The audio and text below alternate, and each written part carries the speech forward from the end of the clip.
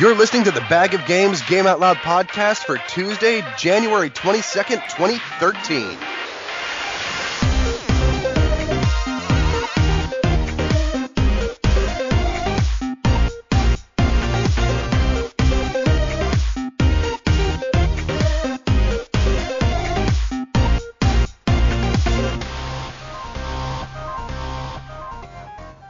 Hello and welcome to the Game Out Loud podcast. I am your host this week, Jordan Rusnak, and I am very blessed to have with me the tenacious Nick Tolve. Hello. I was notorious or something last time. Nefarious. Nefarious. I called it. Well, you can be tenaciously nefarious now if you like. Perfect. Let's add them together. Sounds badass. Yeah, and speaking of badass, right there we've got Rob Peterson. Wait, badass? He just gets badass? Wow. No, Straight up? That was supposed to go like, haha, I was talking about Colin, but then, went to Rob, but no one else laughed, so... Oh, I thought you just confused the two of us. I wasn't gonna say anything for fear of embarrassing you, but... Oh, I'm always embarrassed, obviously. It's too late now. Oh, well. And, of course, we have my all-time favorite, I'm going to fall back to it, Colin, the coital Colin Cooper. That's why you don't look in the dictionary under C and randomly point at a letter or at a word and say, I'm going to use this for the intro. Sorry, Mom. Well, I had to say sorry to my mom when she listened to the podcast once, so oh well. But hey, guys, let's jump right into it. What do you say? And Nick, I have not heard from you in months, man. How about you fill me in as to what you've been playing? Well, it's I haven't been playing a ton of games, but I've been playing a ton of one game, and it's actually kind of thanks to you guys. I've been playing a ton of Dark Souls. Yeah, it's really amazing. Obviously, it came out late 2011, and I heard a lot of great things about it online, and it also came with that, it sucks, it's too hard, it's boring, I don't get it. And then when it kind of resurfaced on your show the past couple of weeks, I really enjoyed the conversations. And then obviously it's pretty cheap now since it's a little older, and went out and picked it up. And it's I've had it for a week and I'm already 62 hours into it. Holy crap, dude. That's you almost caught up to me. It's embarrassing. Like I've had no sleep this entire week. I mean, it's just pretty much, it's just late nights. It's ridiculous. And I've never been sucked into a game so much. Are you like taking cat naps between your boss battles? Or? It's crazy. Like I said, it's a little embarrassing to admit, like I'm that far, have that much time into it. But, and it's only been a week. It's crazy. But it's awesome. I've really enjoyed kind of some of the conversations we've had, Colin, about it, and it's amazing. I've been having a blast. Can I ask, where are you in the game? I mean, how much ground have you covered in that 60 odd hours? Well, the last time we talked off camera, we were I defeated Anorlando, which was really tough, by the way. Smog and Ornstein. They're no joke. Wait, Yeah. did you say Smog? Game. Like, do we have a very large dragon hoarding stuff going after hobbits? No, but funny you mentioned that. Ornstein is a dragon slayer and Smog is an executioner, and it's a boss battle where there are two giant bosses you fight at the same time. Yeah. Well, even getting to it was difficult, and understanding, because those archer sniper guys it was. Oh yeah, that part's insane. But the level design was beautiful. I really, now that kind of the beef of that's done, I'm going to look forward to going back there, because that'll be good for some like farming stuff too. So where are you now? That's all you've done? You're just there? No, I left there, and then I went back to like the forest, defeated that dog, and then went down into, what's it called, like where the ghosts are, down like New Londo. Yeah, New Londo. Yeah. So I'm kind of trying to chip away at that right now. And a lot of my time too, I am 60 hours into it, but some of those nights, like I would, I just couldn't figure out. I couldn't figure out where to go, and then I, thought I was like under equipped, so I would farm and try to get new weapons and try to build myself, but that was just kind of learning the game. So a few of those big chunks of time was just kind of farming stuff and Well, I'm glad you got back into it, man. That's one thing I hear quite a bit when it comes to these Souls games is that if you approach them not knowing what they are and you just pick them up, people don't typically tend to enjoy them. It's when you have somebody recommend them to you or explain things to you about what you need to do, why this game is so good, that then people start to see the for lack of a better term, the diamond in the rough. Yeah, it was awesome. I mean, when you guys opened up that, communication about it again, I really liked, kind of wasn't debates, but like, I forgot his name, but he was like, am I the only guy on the show that just doesn't like it? And you were Ryan DeBrawl, yep. Yeah, you guys had to kind of re-explain how you approach it. I was like, all right, I need to go pick this up. It was only like $16, so. Well, yeah, and that's the encounter I had too. Like I am with you on this. When I started the Souls games, I did not want to play it after about 2 hours. I was so mad because it seemed like it had so much potential, and I just could not do it.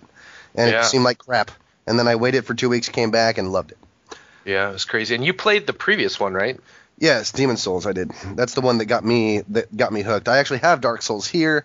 I've just been pulled away by other games, so I haven't had time to throw much time into that game, but I do look forward to it because, again, we've been having a whole bunch of conversation about it, and I'm just like, okay, I need to get in that game, and I call Colin, and he's always playing it. Yeah. And, yeah.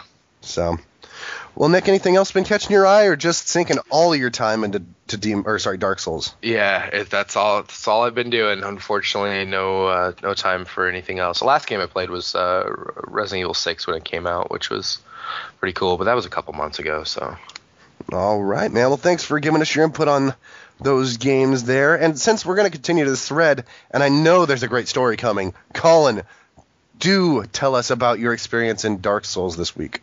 Yeah, so I obviously have been playing lots of Dark Souls 2, which I talk about pretty much every week, broken record. I promise listeners I'll be done with it soon, and I'll put it away for a little while. Yeah, I didn't mean to, open up old wounds here. No. I've got a great story about this, actually, because this weekend, what was it? Yes, 2 days ago, I was with Jordan, and we were just Skyping, and I was playing Dark Souls. Two cool things happened. The lesser of the two was as I was playing a few sheets to the wind, actually, I was just owning bosses on my first try. I was in the catacombs, and I came across Pinwheel, which is one of the later game bosses, and I just beat him in literally 35 seconds or something. Wow. It's just over. Boss battle over. I was like, oh my god, and I freaked out. And then later in the game, I met Nito, Gravelord Nito, which is one of the main bosses of the game. He has one of the Lord Souls, and I just owned the crap out of him too. It was crazy, and I've heard that I've heard Pinwheel is the weakest boss in the game, actually, but Gravelord Nito is a boss people fear. He's that weird looking Grim Reaper thing from the opening cutscene, right? That huge guy. Yeah, that's like made of bunch of dress. He's got. Yes. See, with the name you're throwing out, that makes me think of the Baron in Dune, Gabriel Nito. I expect him to try to pull heart plugs out and float around and be like, No, he's a big lumbering, slow boss that has he raises skeletons up, so you have to fight all these other giant skeletons as you're fighting him, take them out, and then you can't get near him essentially, but you've got time because he's so slow. But man, if he hits you, he takes more than half your life, and I have over 1,000 hit points with good armor, and he'll take way more than half my life in one hit. So now, 2 hits, done. I refer to bosses like that as minion lords. Is he worthless without his minions, or are they just a way to make it harder? It's just a way to make it harder. No, he's very... No. He has a lot of different attacks. He does this screaming attack where he bursts out a force radius, so you can only get, if you go near him, you can get 1 or 2 hits on, and then you got to hightail out of there. One, because he has a sword that's 10 times the size of your body, and his reach is insane. His range with his sword is crazy. If you're behind him, you feel like you're safe, but he can do that force thing, or he can release a little poison mist. He has a lot of different attacks, probably a lot of attacks I didn't even see. Thankfully, when you kill Pinwheel, the one thing that's great when you get him is you get the Rite of Kindling, so you can kindle bonfires up to 20 Estus flasks, which are your life in the game. So that is a significant advantage in the game. Plus, I started using miracles and stuff. So, you know what's awesome? The game just takes patience and a little time to kind of figure things out or see patterns and learn patterns, and the game's really not that hard if you just have patience. It's just well, a different there are some way bosses that are so. Go ahead. Sorry. It's just a different way to think about difficulty, is the way I like to put it. If you try to do a one-to-one comparison to a different hard game, it's not hard like Contra's hard.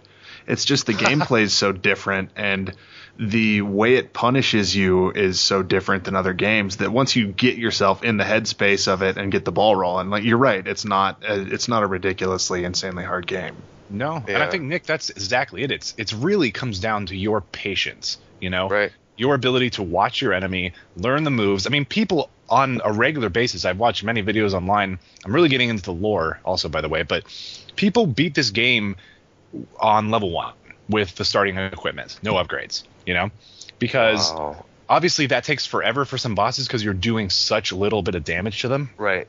But it's people's skill with the combat system that they can beat the whole game on level 1. Well, and it's designed in a really good way to where there is a lot on the line, like when you lose all of your souls, and or let's say it takes let's say it takes 5 minutes to go back to to start a boss or something. 5 minutes isn't a long time, but like when you've cleared out an area and you have to make it, you die and you start at the bonfire and you have to go all the way back. The game has a good way of building tension, so when you're confronted at that boss again, like your heart rate's up, and you just have to kind of approach it calmly, and it's I run in screaming. That's just how I do it. Mine at the fog gate, man, I always stand at the fog gate and for a second if I know that's the boss fog gate, I'm like, yeah, oh fuck, okay. I know, but I love that about feeling fog. too. I love that. I mean, it's just awesome. Also, a little nod to the developers. I think it's really cool that they designed it in a way like there's no loading times. They'll do like a long elevator to like a new world. Oh, but, the interconnectedness of the world is mind blowing. That's really cool. I just love the fog. Design is incredible. Yeah, it's awesome. Which I think though is the problem for people on the PS3 and things slows them down. Is that what you get? You're playing on PS3, right? Yeah, and you kind of cut out. What were you saying about the problem? I was saying the problem with it really is more that on the PS3, because there's not a lot of loading times, there was probably some bad cache problems, like texture cache or something like that, because it was causing a lot of people super high frame rate drops, which you don't really only frame rate. What's the that where all the poison mosquitoes are? What's that place called? Blighttown, Louisiana. Blighttown. Yeah, exactly. The underground Blighttown thing has the worst frame rate issues. But you know what? Dude, look up. By the way, sorry, this is just going back to your connectedness issue. You look up in Blighttown. It's not underground. It's at the bottom of the wall on the castle. Oh. Huh. And you can see Blighttown from the top of the castle, where you kill the dragon and stuff. You can look down and you can see Blighttown. Oh. Huh. Fully. Are these two different areas, considered two different areas that you could then see? Yeah, you can see the other, the world's all just essentially in one big castle grounds, and it all makes sense of where things are and where they are in accordance to verticality or space, or some stuff is underground. So some Anor Londo's at the top, and then it goes down to Blighttown to the Demon Ruins, and that's way underground. There's stuff that's way underground, but it all makes sense of spatially of where it is and where shortcuts are, where elevators might be, and which is really incredible.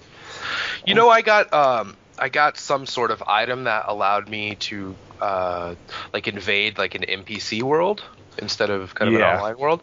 Once I defeated that, they gave me the ability to warp at each bonfire. Do you have that? Well, that ability comes when you place the Lord Vessel after you finish Anor Londo, actually.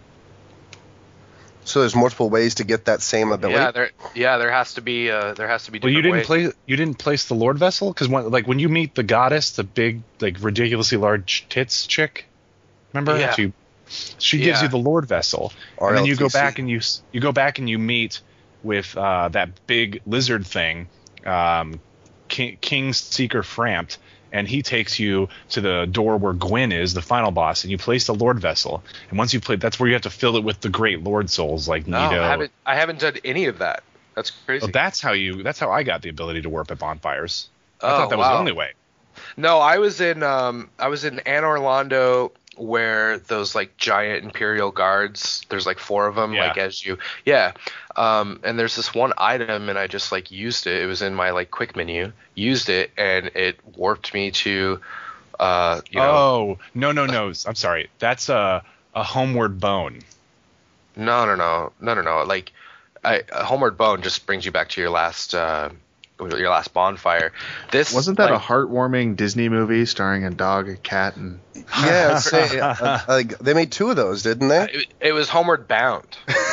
Homeward Bound. That was the porno version. Anyway, right. Before we get too far into the Demon Souls or the Dark Souls here, I don't want to bring up any, Wait, I do have another story I'd like to share. I was going to say, Colin's got this amazing story that I was hoping he would share first, but here we go.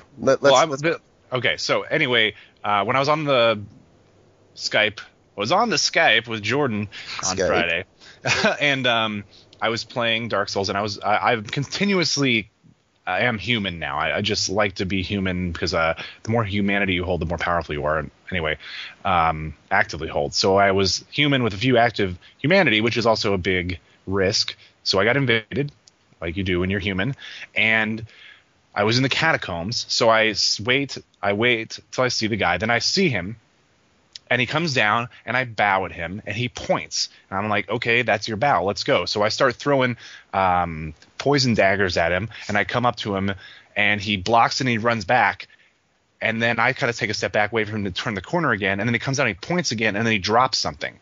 I'm like, what the fuck? Okay. And he like points at it, and I go up to him, and I take it, and it was like 16 humanity. And he just gave me 16 humanity, which is incredibly rare. That's crazy. Just wait.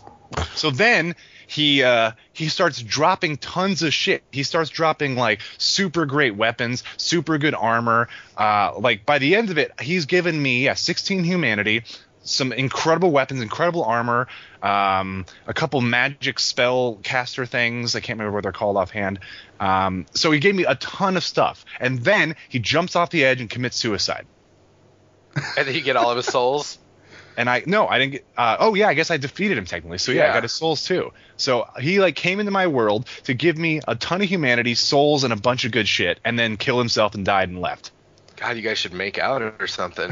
I know. I was like one of the greatest gaming moments in my life, and one of my best multiplayer moment ever. I've never I was ready for battle, and this guy came in and was like, "Here you go, later." Like he's like, "I was a hacker. Hey, I got something for you. Look." And you're like, "I'm gonna cut your head off." And he's like, "No, wait, throw." Okay, here, look. I don't know what it was. It was like maybe it was a random act of kindness. Maybe I was so confused. Jordan saw me right after. I was like, dude, I don't know what just happened. He's darking it forward. Yes, as say pay it forward. I was just gonna say that you need to at some point you need to do that for some other. We actually did. Jordan and I actually did talk about that. Yeah, we're right there. I'm like, dude, that sounds like a pay it forward bit. Like I've done that and I've had it done to me. Like when you get strong enough, go ahead and go into some poor sap's game and start dropping stuff. Yeah, I mean that was 16 humanity is a lot. Yeah. Now, give us some sort of scale for how much 16 humanity is. Like, how long does it take you to get 16 humanity in game? Like hours. If you're lucky, and at least 2 hours. It would, And that's grinding. That's like straight. I'm going to do this and grind and hopefully get lucky and get that in 2 hours. Wow. Yeah, and that's if you're farming. Like if you were to try to acquire 16 humanity just by finding it by defeating an enemy or whatever, it would take you just weeks. Ridiculous. Yeah. Because like one boss gives you 1 humanity usually, maybe 2. Oh wow. Yeah. Yeah. So but there is this one spot in the game in the depths where you can farm humanity with the rats, especially if you have the covetous serpent ring, which like ups your rare drop percentage. So you can go farm it there, but still I farmed there for like an hour and I only got like 8 or something or 7 or something, so it's a bitch, that's not fun. So he did give you quite a boon then. That's awesome. It's really cool. Yeah, it's dude. Because I mean, when you get better and you get more confident in the game, you can activate more humanity. And say if you have 10 humanity active that you're playing with, and you're human, that means you're going to do more damage, and you're going to be more resistant to damage and magic. So you're risking a lot, but you're giving yourself a big stat increase by taking that risk. So someone giving you that ability is kind of a really big deal. I was going to ask you guys, a lot of times on the show I've heard you talk about, you got to play this game. It's kind of, it was the first of its kind, and it kind of started the new evolution of this. This game really follows, it's an action RPG. It follows such kind of a traditional old school RPG way of doing things. But at what point in time did, because I grew up with Final Fantasy games. Wild Arms, that's another one that if you haven't played, I really enjoyed. But kind of the top-down view of a RPG, like at what point did games, where did we start seeing these kind of, Skyrims and these action RPGs? Like what evolved things out of the, traditional old school style? I can answer this. No. Yeah, I was going to say, I know Rob's answer too, Rob. Yeah, say Rob and I probably have the same answer, so go ahead, dude. Probably. Yeah, well, particularly with immersive action games like the Elder Scrolls, and I would argue that you can even see a little bit of this lineage in the Souls games, although that might have been from a separate Japanese line. It came from a company called Blue Sky Productions, who later became Looking Glass Studios. And in the early 90s, they made a game called Ultima Underworld, where they took the first-person view and of RPGs that were happening at that time, like Eye of the Beholder and stuff, that were that weren't in real time, and they, instead of sticking to tight rules and numbers, their philosophy was make it more like you're there, make it immersive, have physics on things, have places that you feel like you're exploring rather than. And have battles feel like you're actually in a battle rather than playing a numbers game. So it kind of moved on from there. I don't remember. Was Ultima still sprite based, or was that pixel based yet? Well, it's all pixels, but those are sprites. Underworld, Polygon is what I meant, not pixel. Yeah, Ultima Underworld actually came out, I want to say, within like a month of Wolfenstein. They were the first two true first-person 3D games, so it was really, really, really early. It was before Doom. So it kind of branched off from there. That game did things like that game did revolutionary things like some of the enemies, they had tasks they would go about, so you might not see them in the same place, or they might be doing something when you came across them, right? Yeah, the AI in that game was always on, whether you were around them or not. So they had little lives of their own and stuff. Ultima 7's actually the game that does that the most. You could also kind of argue obviously it's famous for that too, obviously, or those games, the Elder Scrolls games. Ultima 7 takes it the furthest that I'm aware of. It's really super in depth. All the simulation stuff in that game is like, if you have the ingredients to make bread in that game, you can make bread. It's pretty wild. Wow, kind of like Arx Fatalis. If you could put all this stuff into the fire, you make that cooked meal. Arx Fatalis was actually made and pitched as Ultima Underworld 3, and Electronic Arts wasn't interested in the title, so they just renamed it Arx Fatalis. But yeah, really. That's funny. I can see that. So anyway, Rob, I know that just so I can get my turnover. There's one thing I want to mention just real quickly, because I know we're talking a lot about RPGs and stuff. I got a GameCube, and I finally got, just yesterday, I got my big delivery in the mail of Wind Waker, Twilight Princess. Twilight Princess is factory sealed. Metroid Prime, and Resident Evil 4. Great games, man. All those are great games. Yep, and the Resident Evil 4 Prima Strategy Guide, which I've never used, and I know that game so well I don't need it, but I was like, oh, that's bonus. Oh, and in one of the Zelda games came an extra disc that was floating in the box, not attached, like the guy had thrown it in there from eBay, and it was the Zelda collection, so it's every Zelda game up to Twilight Princess. So we're talking Legend of Zelda, Zelda 2, Link to the Past, cool. Super Nintendo. Do you have the Game Boy? Mask. Link's Awakening? No, it's not those ones. So it's all the system ones. So people are just giving you things, Colin. I know, it's crazy, dude. This karma's gonna smack you back hard, man. Yeah, I didn't do anything fucked up. Anyway, so yeah, that's been great, by the way. And Wind Waker is, I forgot how that game is a freaking stroke of genius. Like from the animations are legit standard today. Like it holds up today. The graphics hold up today. Gameplay holds up today. Everything except that goddamn controller that you have to use with that system is awesome. Well, you like the big A button or the little tiny B button? Or the I think Z it's button? really good for Zelda, but man, going back and playing Resident Evil 4 again, I'm like, I love that game, but it's a little bit of a struggle with the controls at first. I'm starting to get used to it again, but I'm like, damn, like. Well, I'm playing Metroid Prime for the first time, and I'm actually really digging the controls. They took in some adjustment for sure, but once I clicked with them, you're playing on a Wii. Right? But I'm using a GameCube controller. You have to. They don't give you a choice. You can't use the Wii controller. Well, some games did really well with the design of that, like Wind Waker, I think did really well with it. But Resident Evil 4 is one of my favorite games of all time, but it definitely struggles a little bit with the controls. Yeah. Where do you think, everyone, like Colin, you just stopped at 4. Why do you think so many people hate 5 and I don't, 6? I didn't stop at 4. I just started and stopped at 4. 4 was just, I felt like it was a unique game in the universe. Oh, I thought you were like a big fan of the franchise. I must have closed my eyes or ears for a second. Which franchise?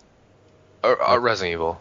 Oh, see, now there's one that I think a lot of people would love to get in on that conversation because there's definitely been an evolution of the Resident Evil games over the past, 10, 20 years, for how long they've been out.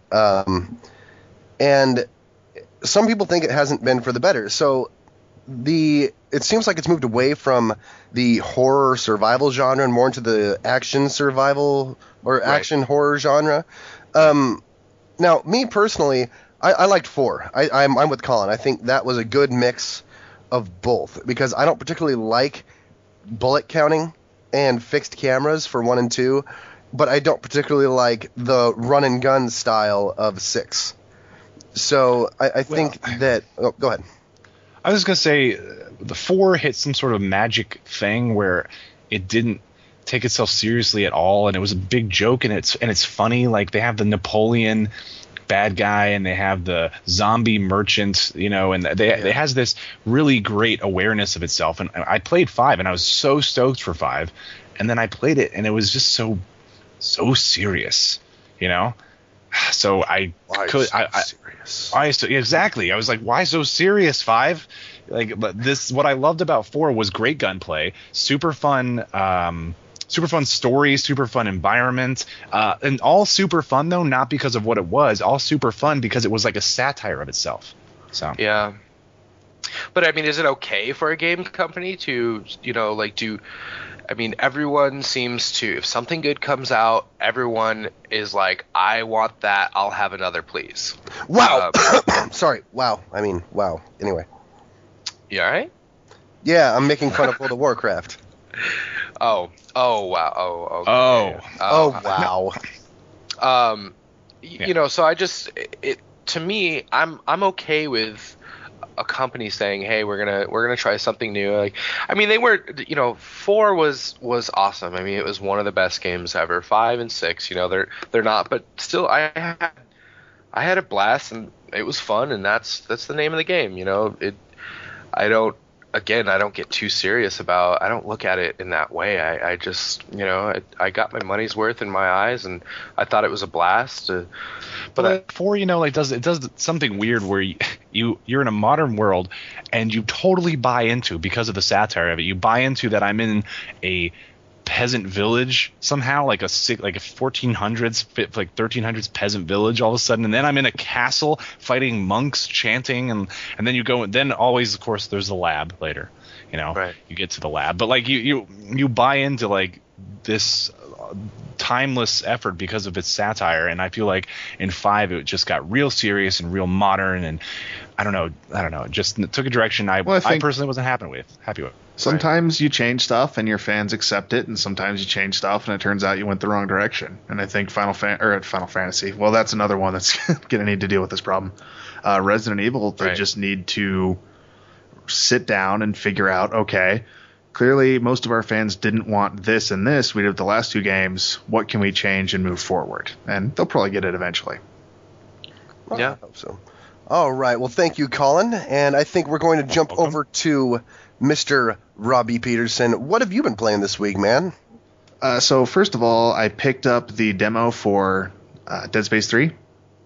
Ooh, is it Dead Spacey? Not really.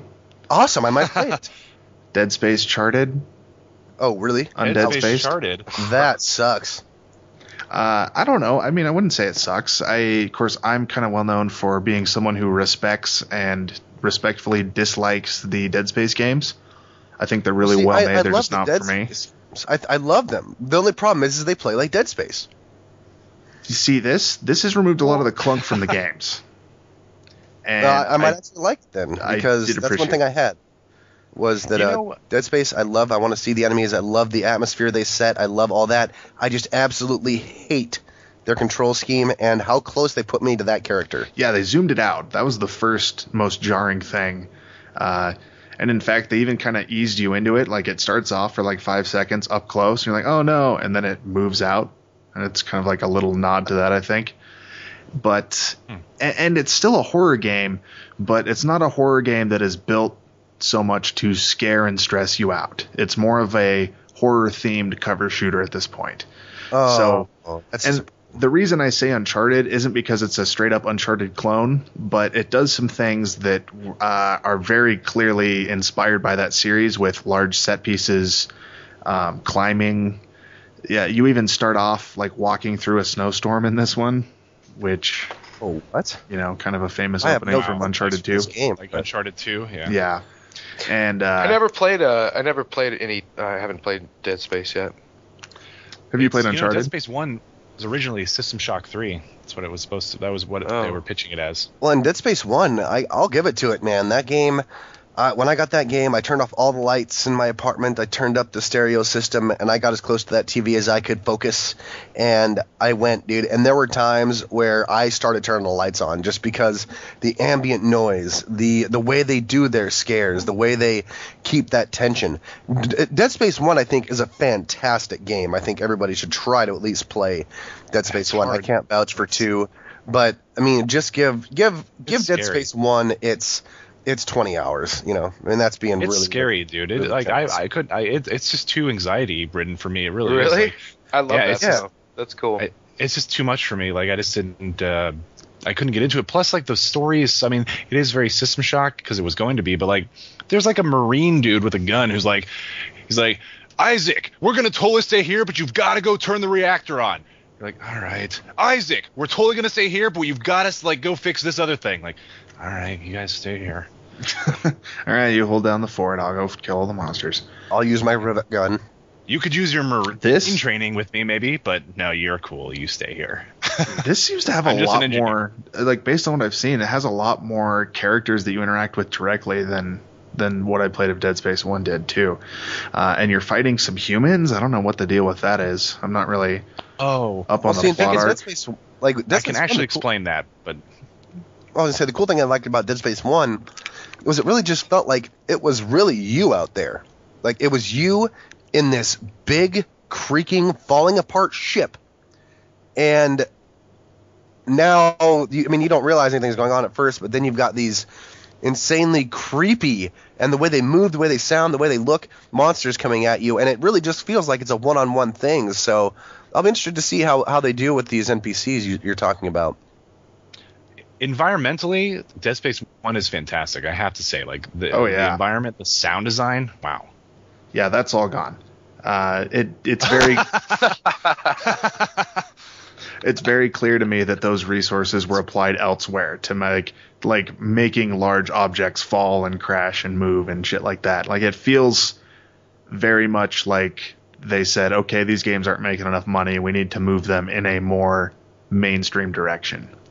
So it is basically what Dead Space fans were afraid of, I think. Is it a bad game? No, but it's going to be bargain bin for me based on what I played in the demo. See, there's just that line, I think, between wanting to have a moneymaker and having an IP that people have and respect and like.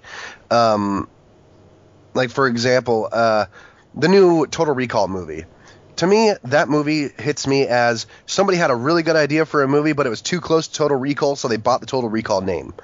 That's the whole thing I feel when it comes to stuff like this. When you're taking the core of what made a game what it is and completely flipping on its ass, then it doesn't seem to be that game. So let's start adding subtext to games. So this is Dead Space, the Uncharted Galaxy. There you go. That works. But wait, but is it that? I mean, I'm sure it is that. Like, the cynical side of me wants to definitely say it's only that, but the other side of me wants to say that even good devs will say, okay, we've made 2 games that are like this. What can we do to keep this IP fresh, and but still stick to our roots? I haven't played 3, but like, do something. Colin, you should have gone into marketing. Like, keep it fresh. I agree. But people with say Colin. that in the art world. People say that in the art world. Like, if you have to do something like as an artist again and again, like an actor doing the same show 300 times, but, or I know writing the newest book. I absolutely agree with that, and it's a smart thing to think. That is not the conversation that happened with this game. I will bet you any amount of money. The conversation. Okay, I haven't played it yet. Yeah, play it and then we'll talk. It's very, very clear that that's not the discussion that happened. Okay, I was giving it the benefit of the doubt because I haven't played a second of it. So yeah. Well, anything else catch your eye, Rob, or just that unknown, what I'm assuming is going to be an atrocity? Do we want to talk about Shadows of the Empire, or do we just want to skip it? Yes, you do. Of course we want to talk about Shadows of the Empire. Who doesn't want to talk about Shadows of the Empire? Yeah, I played Shadows of the Empire for N64. I'd only played it in bits and chunks when I was a kid, and I thought I should finally go back and actually, play it through. It? I did, yeah. The beginning is a lot stronger than the end. I was actually really impressed with how much fun I was having in the snow speeder, flying around, shooting at ATSTs and stuff. Now, who are you playing as? I can't remember his name. Dash Rendar. Rendar. I was thinking Type Duron, but he's the guy who runs the Sun Cruiser. And anyway, was that the game that starts where you take down the big AT-AT walker with the rope? Oh, I love that. Yeah, I loved that game but I also loved anything as a kid. Anything that comes out that's big and has Star Wars attached to it. It was awesome. Yeah. I even loved Droid Builder, and that game was terrible. Yeah, I had that one too. It was on the Jedi Knight engine. That's one of the reasons I wanted to go back and play it, because I wanted to see, like, okay, did I just like this because I was a kid and it was Star Wars, or did I like it because it was a good game? And no, it turns out it actually was a pretty damn good game. And it has the big benefit of being part of the Shadows of the Empire fiction, which, if you guys don't know, Shadows of the Empire was basically done by Lucas as a movie launch without a movie. So they did everything you would do if there was a movie. They had a soundtrack for it. They wrote a novelization of it. They had video games. They had toys, just no movie. And so there was a lot of stuff and characters and backstory for them to pull from for the game. And it actually gives it kind of a cool little narrative that you get to run through. Now, that's between Empire and Jedi, correct? Correct. Okay. I remember playing the game as a kid on the 64, right? Yeah. Yeah. Man, I need to get a 64 again. There were so many great games on that system. Seriously. Yeah, it was a good system. I'm looking forward to playing some more N64 games over the coming weeks, because Majora's Mask. Yeah, Majora's Mask. And have you ever beaten Majora's Mask, Rob? No, I've never beaten any Zelda games. Oh, so dude. Hard. Go beat Ocarina of Time. Call me in 10 hours, and then 10 hours? You're not going to beat it in 10 hours. No, that's when he's going to be frustrated and think he beat the game, and then come back to me going, why is it still going? Like 10 hours I thought was the point where you're like, yes, I won, and then it does the flip. Oh, yeah. That game's like one of the greatest games ever made, in my opinion. Oh, yeah. Oh, it's so funny to think back to those days, like the system wars where people are, there's like back then it was the PlayStation 1 and kind of the N64 rivalry. Well, you know what I miss is the mascots for those two. Yeah. Mascot. Crash Bandicoot and Mario. Yeah. And then you had I like the question mark. And Mario? Yeah, I was like well, I think it's their flagship, but they have a lot of mascots. I mean, you've got like their characters are pretty have been recreated throughout the ages in new iterations of games. So you've got Star Fox, you've got Kirby. I think those both can be mascots. No, is there still Star Fox being Mario made? is the mascot. No, I don't know. I just remember being like, 12 years old or whatever it was, and N64 is for pussies. It's just cartoon character games. They're so stupid. You gotta, PlayStation has all the blood on it. Which one of your friends, when you were that old, had that deep baritone voice? See, and that's the cool thing. That's the one thing I loved about the 64 is it did have that sort of precursors to it. Is that this is a cartoony Nintendo system, and Rare's making all their games. Oh, okay. Well, and then you get a game like Conker's Bad Fur Day. Yeah, fucking fantastic. Oh my god. Like, let's make a cartoon that's M-rated, like really M-rated. Like, you're gonna bounce on the boobs of this huge flower that this king bee wants to, quote, pollinate. Yeah. Fantastic. Having that context of cartoons and then having you draining the blood out of people and having all these adult comedy. I mean, that's one thing that I don't think could have come around if they did not have that stigma of cartoon for the 64. And I am glad that game came out. I look forward to playing it. Oh, have you not played it at all? No. Oh my god, dude, you're missing out. I found this game at like 13. Yeah, no, I will definitely be playing it obviously soon because spoiler alert, we're going to be doing that in February. Well, our game? I hadn't chose that game yet. Oh, you haven't chosen it yet. Oh, that game in February. Well, we'll see what we play in February. That's a possibility. I thought that was on the docket possibly, but oh, it is. It is. I'm just trying to decide if we should do it as a 64 version or the Xbox, so you can get it for Xbox as well. 360. I'm pretty sure it's backwards compatible to it, but it was on the original Xbox. But I think you can download the codec to play it on 360. Oh, cool. You should do it on 64 because there's just like a ton of good titles you can also play, in the future. So says EMU 64. Yeah. Well, let's jump to me real quick so we can get to the break. I played Chrono Trigger and slept all weekend. All right, guys, thank you for joining me for this half of the podcast. And we're going to take a quick break here, but when we get back, we're going to talk about how much is too much when it comes to the next generation and maybe the technology you're throwing into your computers nowadays and what's coming out and what we feel about those new systems, the new resolutions, the new graphics cards. So stick around, and we'll get back to you on the flip side. Game out loud. All right, and we're back to cover our topic. Topic this week: how much is too much? Recently, we've had releases of different variations of the HD market, and we have something now called Ultra HD, which is 4K instead of 1080p. I mean, like, someone put this in perspective for me. What is 4K? Big. The resolution size. Yeah, it's huge. It's really big. Small? Like, you could fit a lot of small things in there? I don't remember off the top of my head. I'll look up the exact resolution of it. It's like 4800 by 5020 or something. It's big. It's 4096 by 2160. It looks like. So 20.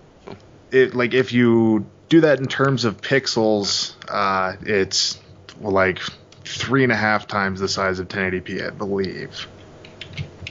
Now, so essentially, why would I need this? What would this do for me? You don't.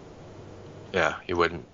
In terms of, I mean, most production houses, at least on film side, I've worked on like raw footage that's 4K before, and there's a huge benefit, especially when, there's so much resolution. Like if I'm trying to track something, if I'm tracking a shot that's 4K, I could just pick a point and it just sticks solid because there's so much information there. So, but in terms of like, you wouldn't even have Nick, tracking. Explain what you're talking about.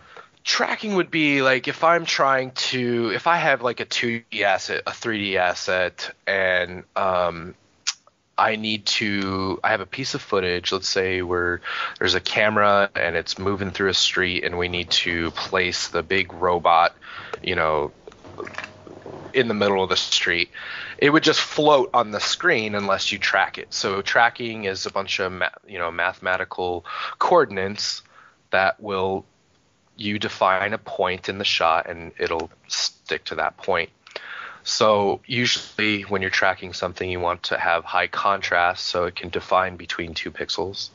And when something has so much information in it, the way kind of tracking algorithms work, it's a huge benefit. But in terms of like if I had a $1,000 TV that's 1920 by 1080 resolution, you're not going to see a difference. So you wouldn't need it. I mean, yeah, it's also, I would imagine, handy for movie theaters. Well, I don't have to imagine. I've been to a 4K theater.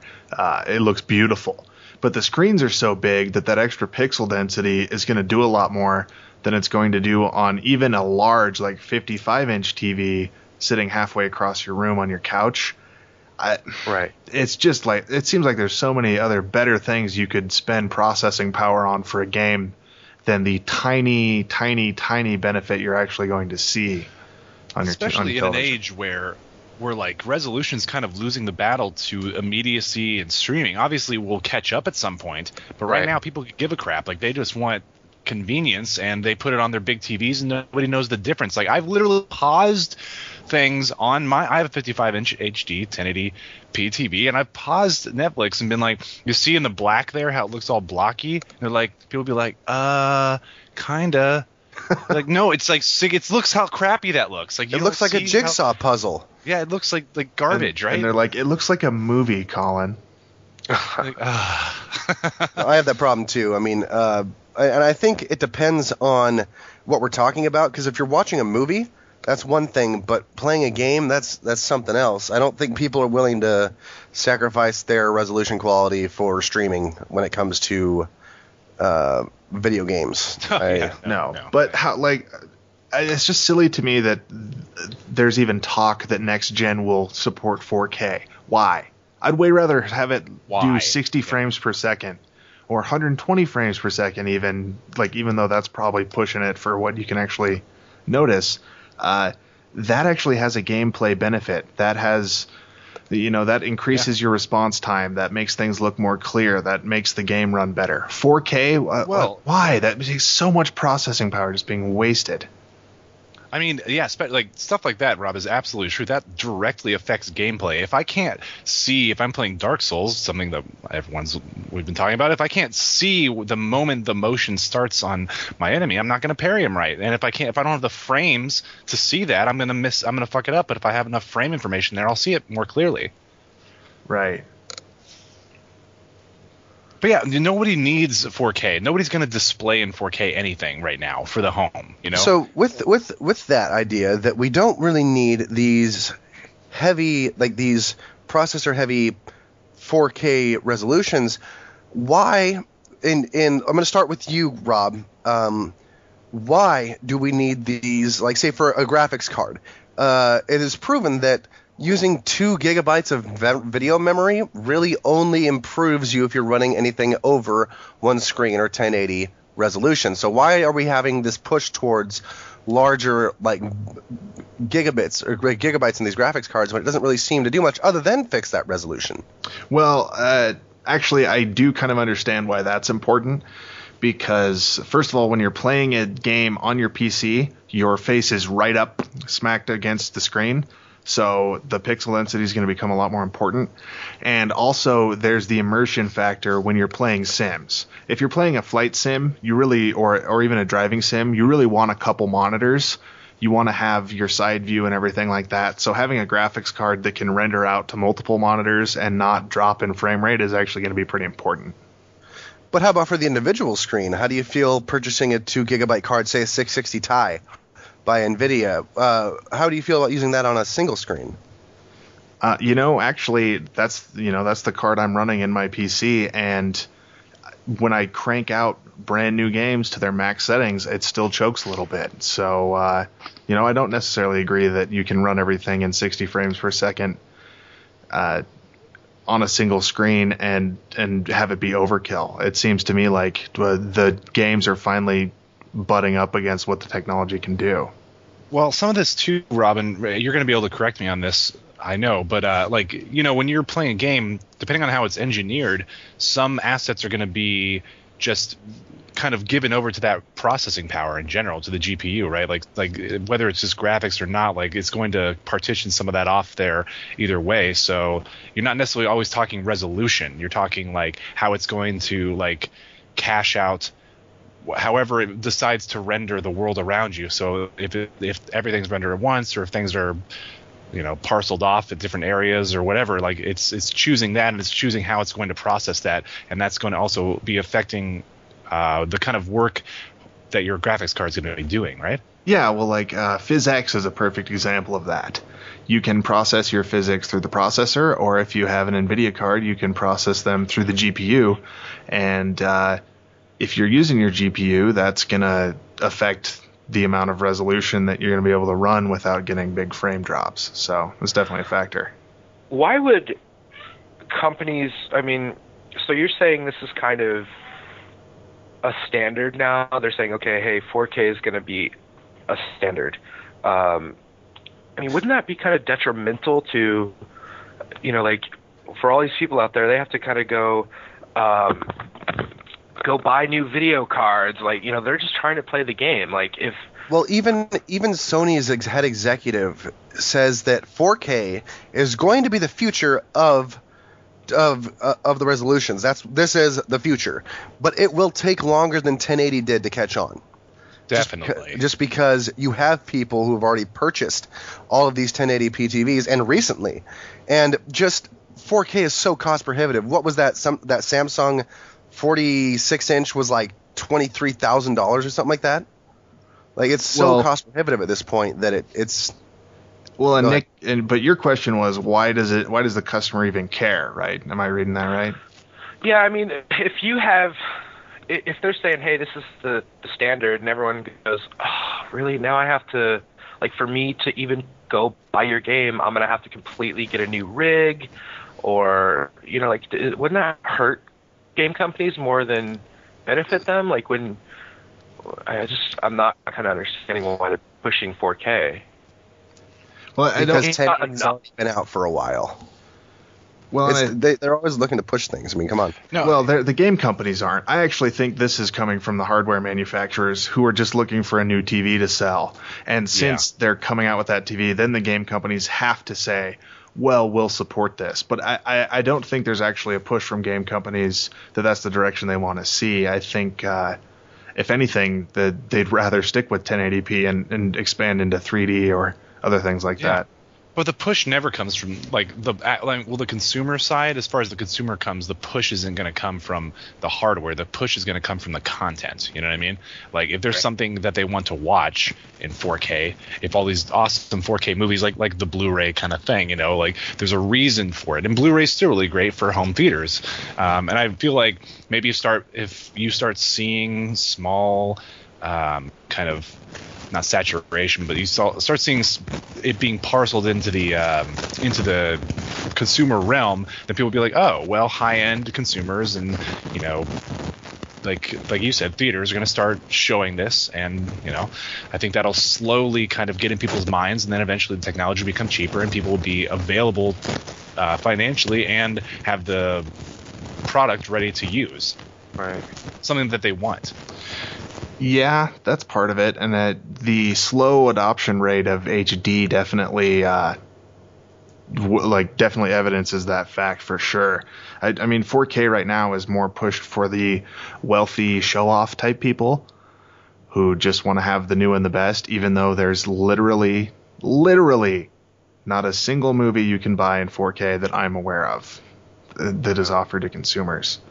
Right. Well, what it have to be at first is both. It'd be like Skyfall available in you buy this one thing and it's got a 1080, a 2K, and a 4K, and it's some people were like, oh great, I'll buy this, and some people were like, oh great, I have a 4K TV, I'm gonna buy this, right. And slowly it'll switch over to 4K, and I'm fine with that in the long run, but it's not gonna happen overnight, like we're saying. Now, do you think we're gonna have a new media war again, like a media standard war? So we're gonna have a Red Ray fighting against the UHD disc? No. No. No, I think bandwidth will catch up to whatever the next problem is before there can even be a media war. Sony will probably offer something, or someone will offer like some sort of 4K format for your home. That's a physical thing to own, I'm sure, but it's not going to be the mass production of the DVD, VHS, Beta, Max kind of thing, you know? Yeah. So, kind of stepping off the 4K thing, one of the other big technology pushes we saw from CES this year was virtual reality, particularly with the Oculus. And I know we've talked about it a little bit on the podcast before, but I'm kind of curious what all you guys, and especially you, Nick, think about that, because I actually personally am very excited. I think that is a good avenue to look into. You know, it was interesting. Colin, did you go to SIGGRAPH this year in LA? No, I did not. They had some VR companies down there that were kind of showing off proprietary stuff that, like, you know, they had this motorcycle you put on your headset, and you could like walk around and bend down and, you know, see it from all angles, and look behind, like a brake caliper.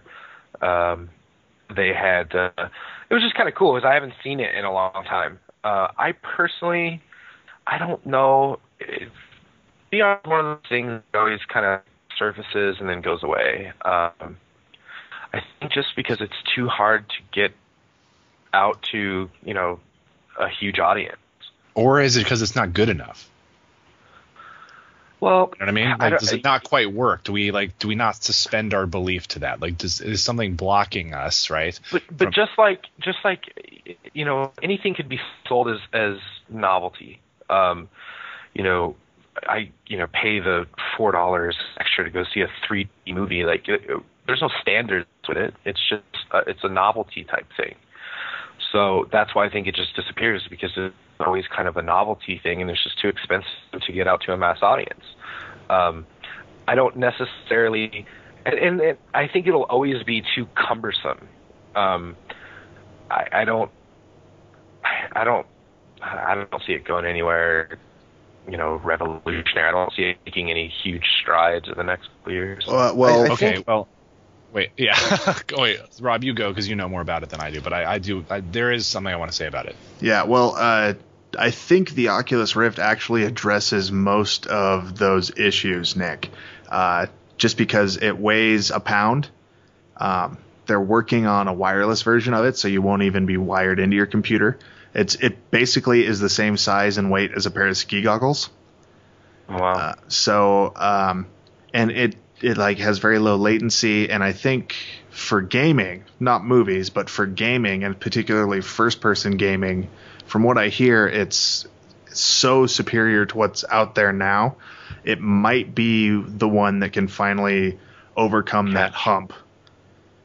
You know, what sold me, really, as I saw, this was from CES, a demo video of some guys that went in to look at it. Super skeptical, right? And when they sit down, there's no video. There's kind of, you can see they have a monitor that shows the two, almost what a 3D screen would look like without your glasses. You know, it shows these two different views, but we don't see what they're seeing necessarily in their headset, but we're seeing them and their reaction to it. And as the multiple gentlemen put on the headset and look around, they all freak out.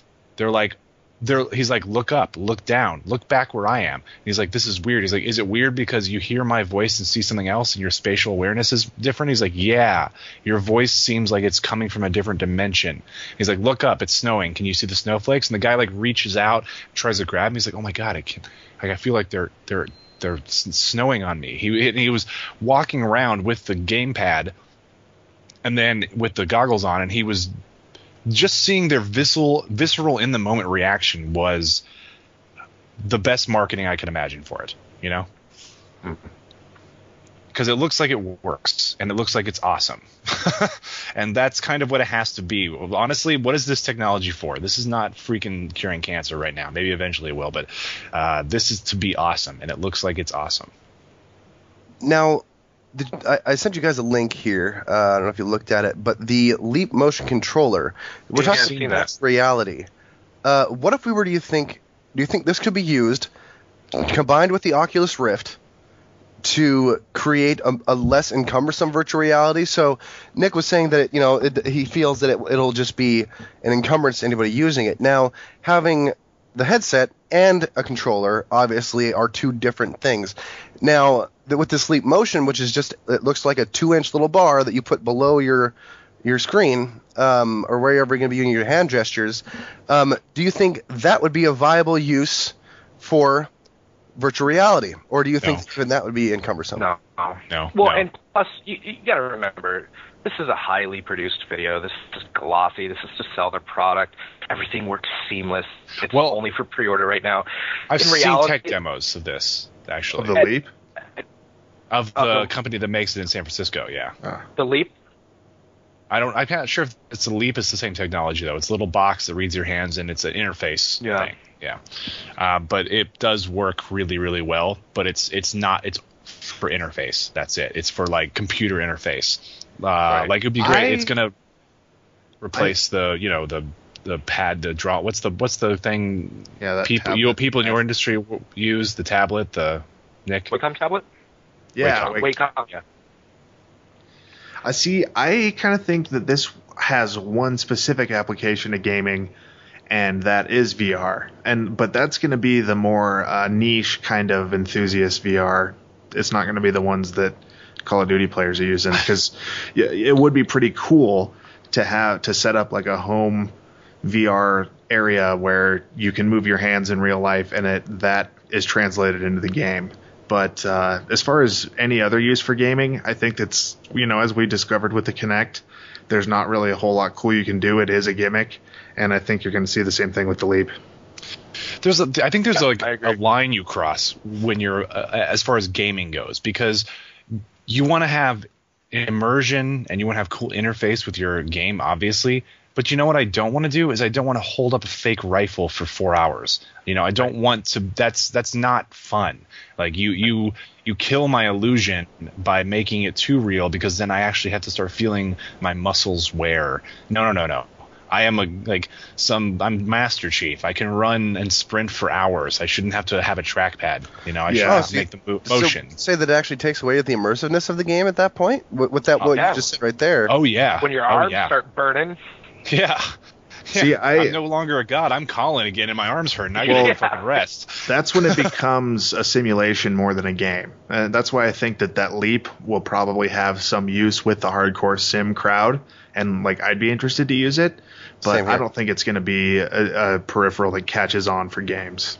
Well, Microsoft's already going to be ahead of them on that, like with Windows 8 and how the touchscreen, how it's supposed to navigate touchscreen, and they've got the Kinect. I mean, it's pretty easy to see where they want to go as far as how you interact with the main screen with the Xbox Live hub, which is totally fine. I have no problem with that. I think sitting on your couch with no controller, if I'm just going to watch Netflix and it works really well, and I swipe and I do things with my hand and it works seamlessly, that's awesome.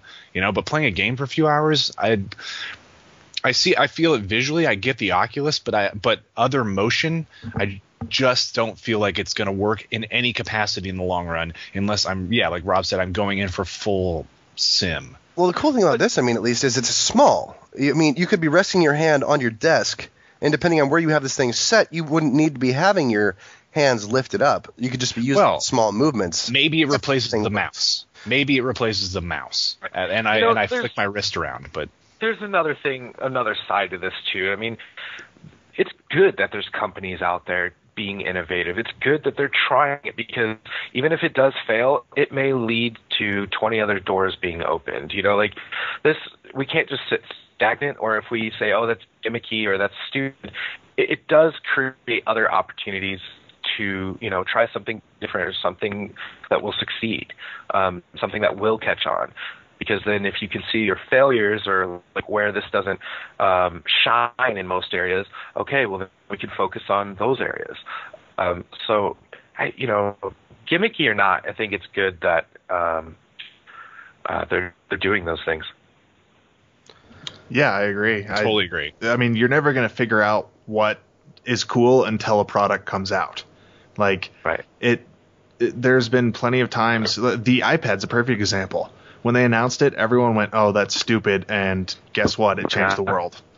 So, I don't know. I think there's a lot of new stuff that's coming out. We're coming to one of those nice little crossroads where the major developers have created something that kind of failed, maybe the Kinect and stuff like that. But I think that now that that technology is out and about, and we have these littler companies that can do their work and try to get these things more zeroed in and succinct and more useful. I think that with these individual companies making these, we'll see a lot more things that will more unique uses coming out of these little baubles that are being created. Wait, I'm sorry. What did you say failed? Which part? The Kinect failed? Because it did not fail financially, and the second version is going to be coming out probably with the other one. Yeah, I personally, it was a gigantic success for Microsoft. Well, actually, 18 million, I believe, sold. Look what it's done for. There's so many uses for that. The Kinect stuff outside of gaming. People are buying and creating proprietary software for like motion capture. And you affordably have a motion capture studio. That's a whole other use for it. And again, it's just, oh, look, we created this, and it opens this door. It creates byproducts of other stuff. And another thing I'd like to say with everything, we're talking about this under a microscope. Everyone's very tech savvy, and we can sit here and talk about resolutions and this and that. When it comes down to the consumer, and when it comes down to it, like, there's obviously there to make money. You could take, the Red camera or the Hasselblad camera. I could take a photo with my iPhone and a $50,000 camera and show it to people on the street and say, which photo do you like better? They're not going to sit there and talk about lenses and, all this tech crap. They're going to say, I like that because there's a cute girl, or I like that because there's a cute guy. The public or the consumer doesn't necessarily. They'll see something gimmicky, and they'll be like, oh, that's cool, or that's new, and then it makes money, and that's just the bottom line. This is just here to make $1, and then turn around and get more money and make more new things. Absolutely, and I think that Microsoft, with something like the Kinect, Microsoft has been around for a while. Yes, I think that's fair to say. They're a company that's going to put something in for the long haul. Even this has been a success for them financially. However, they're looking at this in the long term. Where can this go? Why do you think that they went with Windows 8 as being this other interface, with trying to be essentially what they want to grow into a touch or motion interface, because they already had Kinect. They're growing and they're going in that direction, and they think that in the long run it's going to serve them well. Well, and that's fine and dandy and all, but for gaming particularly, it is true that for game design, the Kinect is a failure. There's no cool games for it. Yeah, there's maybe 3 cool games for it, and the rest is just shovelware crap. So I do agree. As far as equipment goes, yeah, I'm with Rob. The Kinect is a great piece of equipment, horrible piece of gaming. But that's Microsoft. That's exactly what I'm saying. That's the short-sighted view. Like, that's they want to invest. We're in this talking in the about long games, term. Colin. Exactly. That's what I'm talking about. It's not the short-sighted podcast. This is no. It's Game Out Loud. That's exactly what I'm talking about too. Laugh at me all you want. I'm saying they're looking ahead. I'm sorry. Okay, never mind. Fuck you guys. Yeah. Awkward silence. I just say, and well, I'm with you, buddy. I hear you. Okay. So we got 2 and 2. Well, anyway, yeah, I think we'll see what happens in the long run. So we will. I mean, I think having it as a mandatory part of the next console, I really hope that the unit itself kind of kicks up its game, because I think if it's going to be mandatory, then by God, that thing better function like hell on fire. You know what I'm saying?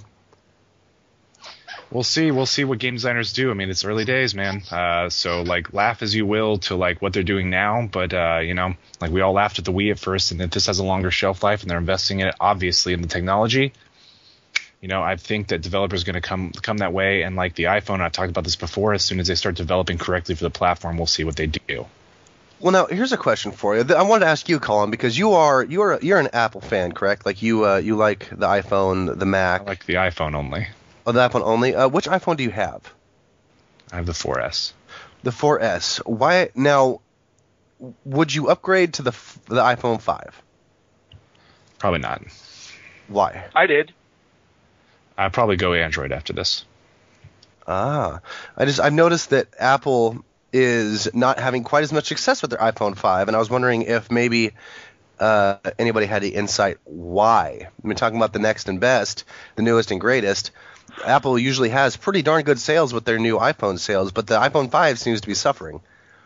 Yeah, I think they're moving too fast. I what's his name? Tim Cook? Yeah. I don't know how much. I don't know. It just seems like kind of a new business model since he's taken over. I feel like they're releasing products based on, like, hey, we're Apple. We're gonna, we have our name. If I put anything out, you'll buy it. I actually ended up getting the 5 because Best Buy paid me for it. They bought my old phone for $310, and I was out of contract, and they were having a special for $150, so I got a gift card and the phone. So why wouldn't I have upgraded? It's got to be worth again, at least free.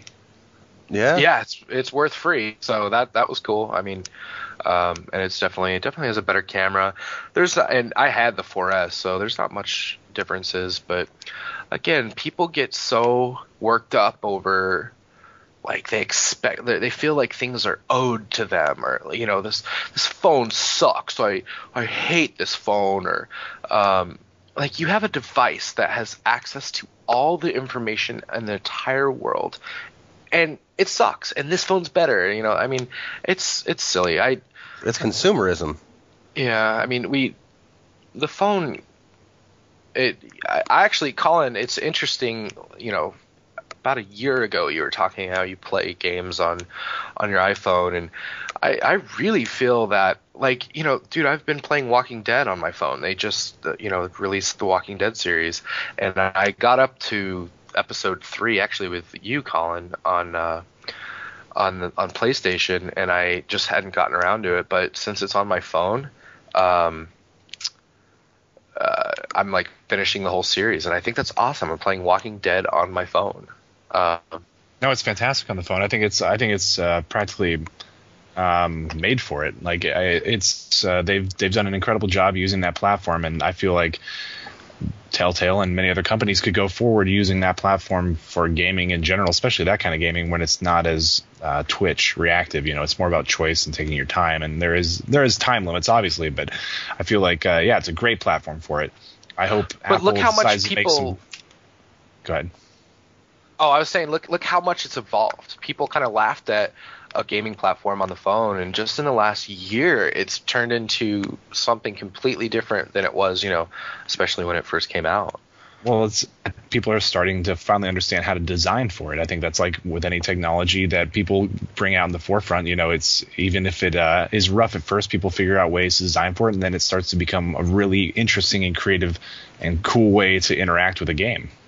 Well, right. So the one thing I just worry about is that these, with the fall of the mobile market, as far as gaming goes, like handhelds, and the rise of the mobile market as far as a cell phone goes as a valuable means of playing games, one of the things I'm seeing a lot of, and granted, we are seeing a lot of new creation on these systems, but we're seeing a lot of ports of old things to the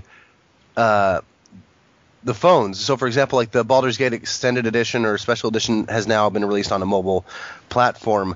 How excited I'm going to start with you, Nick, because I think this is a fun question. I think we're going to try to wrap up with this one. But how excited are you about the mobile industry actually developing into a AAA title area? And do you think it'll actually happen anytime soon? I mean, if you just look at Apple with their iPads, I think the majority of their money comes from tablets and, iPads. So, yeah, I think if right now the mobile game app industry is huge.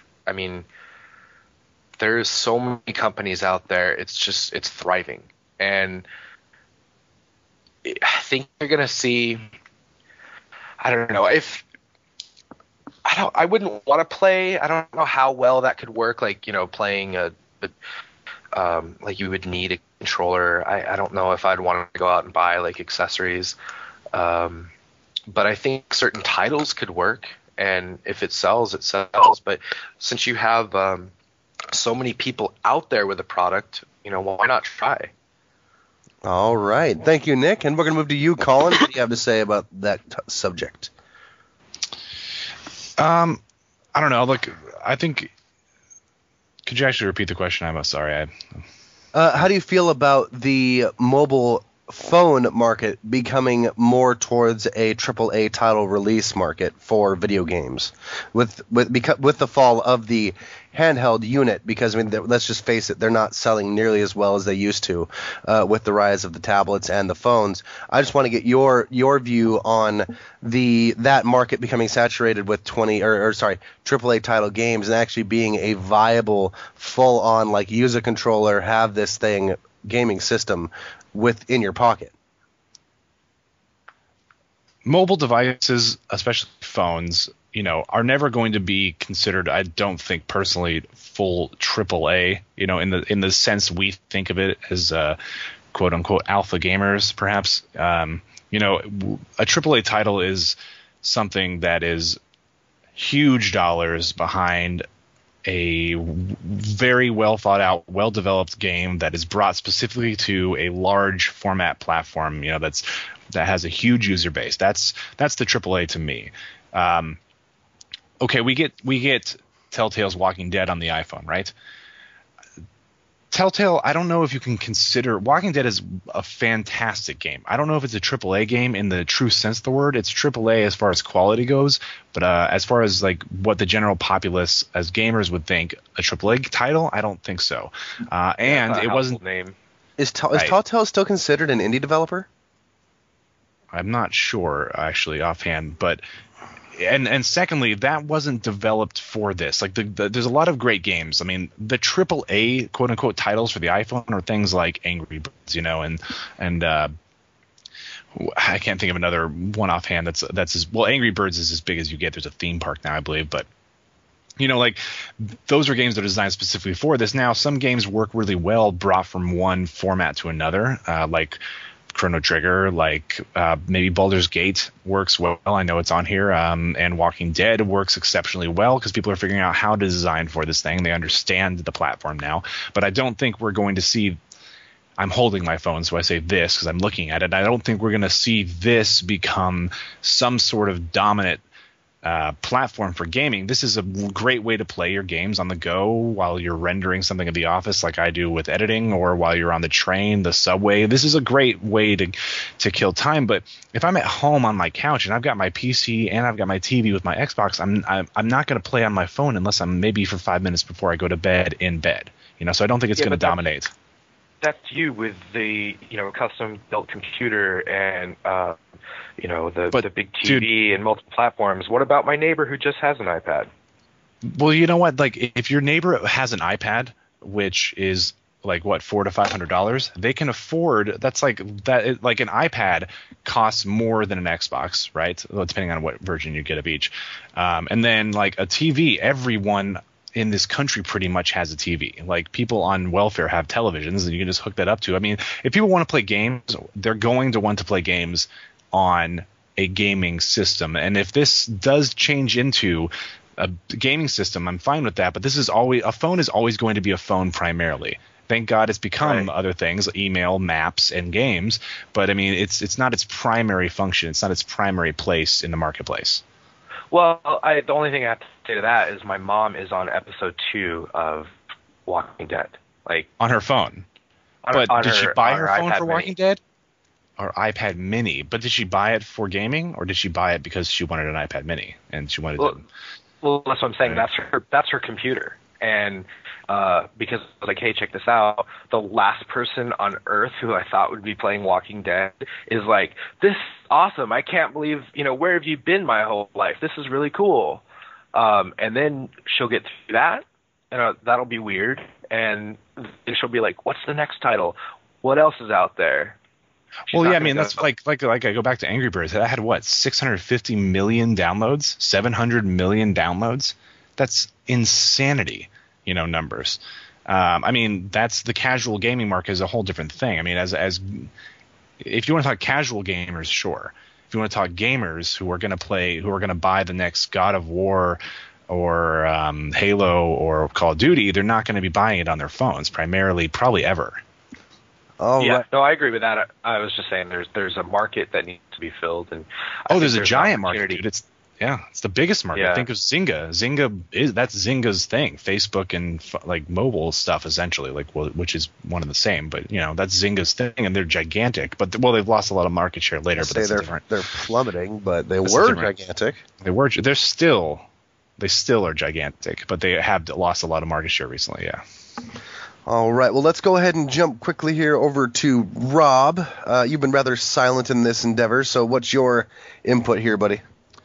So last night I watched a 1.5-year-old child play the shit out of games on an iPad, just mastering that thing. So to his generation, controllers are going to seem outdated, clunky, and weird, and touch controls are going to be the most natural thing in the world. So I think you have to use your hands? That's a baby's game. Well, use your hands for both things. Come on, Jordan. Get with the program. Buttons. Oh. But for him, it's that's what games are going to be. So, yeah, I think in the next few years you'll start to see some big, major, studio-made, AAA, slightly higher price games coming out for the tablet. And I also think that hopefully the tablet will become, rather than the dominant electronic device, just a good piece of a gaming ecosystem that we all have, and maybe be better integrated with our consoles and with our computers. All right. I agree. My view here, I think that maybe not the phone market, but the tablet market will definitely be kicking up. I don't particularly have any view for it or want for it, but I think that there is a view and want for it. So with these systems coming out, like the new Xbox with Windows 8 and also the Windows tablet, I'm sure that Microsoft is going to release something that's geared towards gamers with that, just because, you'll be able to pair it to your Xbox, and then you can use it as a controller. I think that with the tablet comes great responsibility. It's a lot like superpowers. I think that we're going to see a lot of development towards having these things become more central as far as gaming goes, but I'm not exactly sure how well that's going to go. I mean, there's only so much you can do with a tablet. I'm with Colin. Actually, I think I'm siding here with Colin, as I think that it will be a great supplementary thing, but it will not be something that takes over and becomes hardcore mainstream. But only time will tell. As for now, speaking of time, we're going to have to make the time to get out of here. So, Nick, I want to say thank you for coming on and joining us. Thank you for having me. Rob, always it's a pleasure. Anytime, Jordan, anytime. And Colin, my friend, thanks again for coming on. My pleasure. And Jordan, thank you for hosting. No problem, man. Yeah, hey, could you let them know about our contact information? Yeah, hey, if you guys want to reach us, you can write us an email at gameoutloudpodcast@gmail.com. We're taking emails 24/7. Although if you want something a little more immediate and you want to get in on the fun that's going on, you can follow us on Twitter, and that's at GameOutLoudCast. And of course, guys, please check out bagofgames.com. They have some amazing articles. Enjoy them. You can find streaming versions of us there, as well as our back catalog all the way through episode 1 with Bag of Games. So, again, bagofgames.com, gameoutloudpodcast@gmail.com, at gameoutloudcast, and we will see you next week.